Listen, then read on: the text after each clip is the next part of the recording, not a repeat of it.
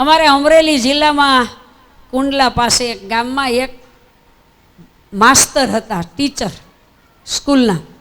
એ પહેલે તો કાંઈ સત્સંગ નહોતો, પણ એના ઘરના બીમાર પડ્યા, ખૂબ દવા કરાવી, પણ ધામમાં વહી ગયા.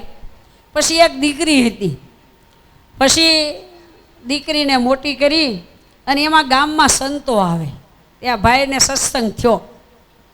તે પછી તો એવો સત્સંગ થયો, ખરેખર સત્સંગી થાય. જે સ્વામી આવે એને પાસે કથા સાંભળવા જાય ને કથા સાંભળવાનું અંગ પડી ગયું. જે સ્વામી આવે ને દર વર્ષે એ સ્વામી મને એક નિયમ આપો, એ સ્વામી નિયમ આપે. પૂજા કરવાની, માનસી કરવાની, તિલચીન સંભાળવાના, એટલી માળા કરવાની, એટલે જે સાધુ આવે એક નિયમ આપે, જે સાધુ આવે એ એક નિયમ આપે, હરખથી નિયમ લે. એમાં એક વખત સંતો આવ્યા, એ ભાઈએ કીધું કે સ્વામી મને એક નિયમ આપો. સ્વામી કે પૂજા કરો? તો કે હા. માનસી કરો છો? હા, 5 વખત.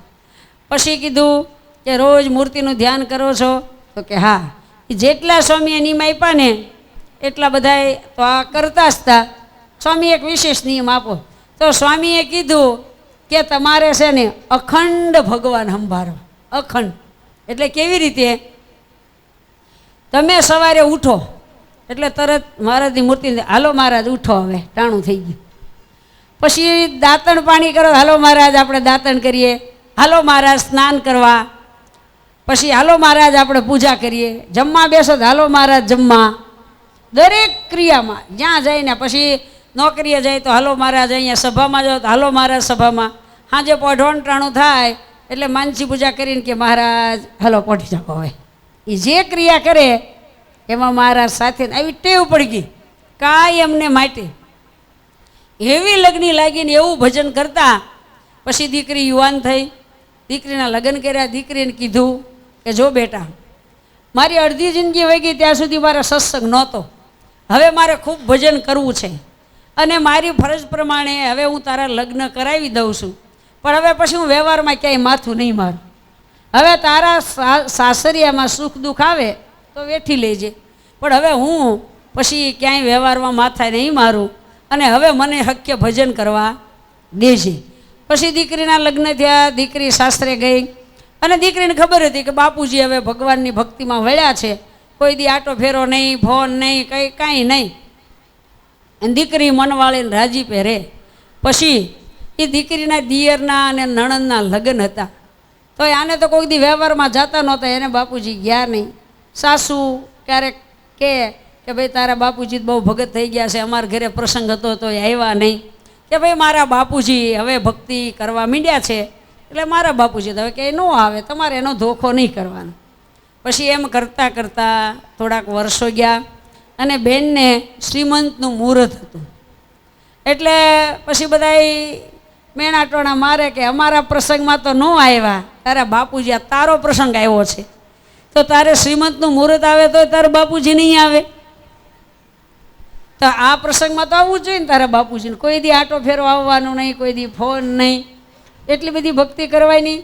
આમ બધા. અને દીકરી તો જાણતી જ હતી કે મારા બાપુજી ભક્તિ કરે છે, એમાં મારે વિક્ષેપ કરાય નહીં. પછી જ્યારે સાસરિયા બહુ કહેવા માંડ્યા એટલે દીકરીએ એક દી કાગળ લખ્યો કે બાપુજી હું જાણું છું કે તમે મહારાજની ભક્તિ કરવા માંડ્યા છો અને ખૂબ જ મોટા સંતોમાં મહારાજમાં તમને હેત છે. સારું બાપુજી, વિક્ષેપ કરવા માગતી નથી, પણ મારા સાસરિયા મને મેણાટોણા મારે છે ને, બાપુજી તમે એક વખત આટો આવી જાઓ. ઘણું ઘણું પોતે લખ્યું.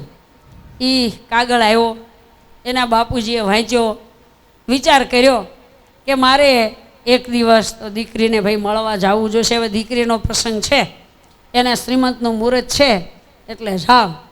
આવો વિચાર કરી જે કાંઈ દીકરી માટે ભેટ લઈ જવાની હતી બધી તૈયાર કરી, થેલો તૈયાર કર્યો. મહારાજને પગે લાગે, હાલો મહારાજ કે આપણે દીકરીને ઘરે આંટો જઈએ. કાયમને માટે ગમે તે ક્રિયામાં એને ભગવાન સંભાળવાના. દીકરીને કાગળ લખીને સમાચાર દીધા કે આ દિવસે હું આવું છું, આ જગ્યાએ ટ્રેનમાં ઉતરીશ અને એના ગામથી 2 કિલોમીટર દૂર રેલવે સ્ટેશન ત્યાં તેડવા આવજો. બધી વાતચીત થઈ. પછી ગયા, ચાલો મહારાજ ટ્રેનમાં બેસીએ. ટ્રેનમાં બેઠા, ટ્રેનમાંથી ઉતર્યા પછી ત્યાં બાકડો હશે, ત્યાં બેઠા. હાલો મહારાજ આ બાકડે બેસી. હજી દીકરી કે જમાઈ દેખાતા નથી. પછી બાકડે બેઠા. હાલો દરેક ક્રિયામાં એને એટલી ટેવ પડી કે ભગવાનને હારે ને હારે રાખે. મહારાજ ચાલો બાકડે બેસી. એ બાકડે બેસે. બાકડામાં સમજો છો ને, બોકડો. બાકડે હાલો મહારાજ બેસી. પછી બેઠા, ભગવાનનું સ્મરણ કરે છે.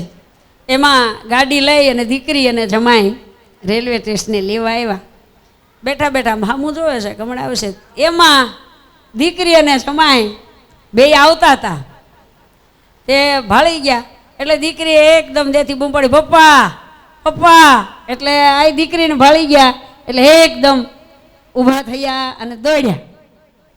હાલો મહારાજ કેવું દીકરીને ભાળી ત્યાં. હાલો મહારાજ બાકડે બેસો ત્યાં સુધી બેઠા. દોડ્યા, દીકરીને ભેટી પડ્યા, જમાઈ પગે લઈ ગયા, ગાડીમાં બેસાડ્યા. લાવો બાપુજી થેલો. ઘરે લઈ ગયા અને જમાડ્યા. આવું બધું જે કાંઈ દીકરીએ બાપુજીની સરભરા કરી, વેવાય વેલા બધાય મળ્યા. દીકરી માટે લઈ ગયા હતા એ ભેટ બધી દીધી. 2 દિવસ રહ્યા. એના સાસરિયા પક્ષના બધા ખૂબ રાજી થઈ ગયા કે સારું કર્યું તારા બાપુજી આવ્યા, બરાબર. અને પછી કીધું કે હવે જે કાંઈ તમારું મુહૂર્ત હોય એ સાચવજો. વેવાઈને કીધું કે મારે બહુ ભક્તિ નિયમ ધર્મ હોય એટલે હું બહુ ઓછો આવું છું, વ્યવહારમાં માથા જ ઓછા મારું છું બધી. તો કે સારું, કાંઈ વાંધો નહીં. પછી 2-3 દિવસ થયા એટલે કીધું કે હવે હું જાઉં. સારું. પછી રેલવે સ્ટેશને મૂકવા આવ્યા દીકરીને જમાઈ. ટ્રેનને થોડીક વાર હતી કે બાપુજી આપણે અહીંયા ઘડી બેસી. બાકડે બેઠા ને, જે બાકડે બેઠા હતા ને એ જ બાકડે બેઠા.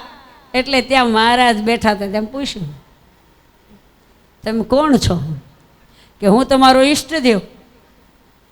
પ્રભુ તમે? હા. કે તમે બાકડે બેહાર્યો, મને તમે જેદુનું સંતોએ નિયમ આપ્યું તે દિવસના સાથે ને સાથે રાખતા હતા. પણ અહીંયા દીકરીને જ્યાં ભાળી માયા, ત્યાં ભગવાન ને બેસી રહે. હાલો મારા દીકરી આવી એમ ન કીધું. અરે રે પછી દંડવત કર્યા. મારે રે મહારાજ, મારે કે 2 દી થઈને બેઠો તમે દીકરીને ઘરે ન લઈ ગયા.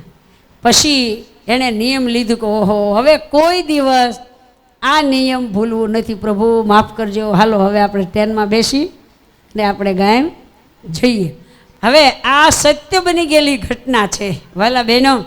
માટે આપણે પણ દરેક ક્રિયામાં ભગવાન સંભાળવાની ટેવ રાખવી. હાલો મહારાજ જમવા, હાલો મહારાજ મંદિરે, હાલો મહારાજ બ્યુટી પાર્લરમાં. જ્યાં જઈએ ત્યાં મહારાજને સાથે રાખીએ ને એ પણ ભક્તિ છે ને એ પણ એક નિયમ છે.